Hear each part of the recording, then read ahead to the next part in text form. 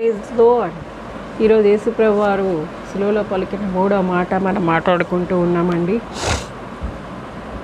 యోహాను శుభవార్త 19 చూడండి, 25-26. ఆయన తల్లి సహోదరియు క్లోపా భార్య అయిన మరియయు మగ్దలేనే మరియయు యేసు సిలువ యొద్ద నిలిచెండిరి. యేసు తన తల్లియు తాను ప్రేమించిన శిష్యుడిని దగ్గర నిల్చుని చూసి, అమ్మా ఇదిగో నీ కుమారుడు అని తన తల్లితో చెప్పాను. తర్వాత శిష్యుని చూసి, ఇదిగో నీ తల్లి అని చెప్పాను.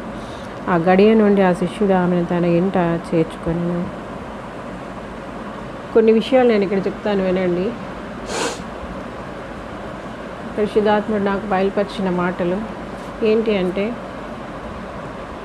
ఇంకా యేసుప్రభు కాకుండా మరియమ్మ గారికి ఇంకా కుమారులు ఉన్నారు. కుమార్తెలు మరి సంగతి తెలియదు, కుమారులు మాత్రం ఉన్నారు. ఎందుకంటే యేసుప్రభు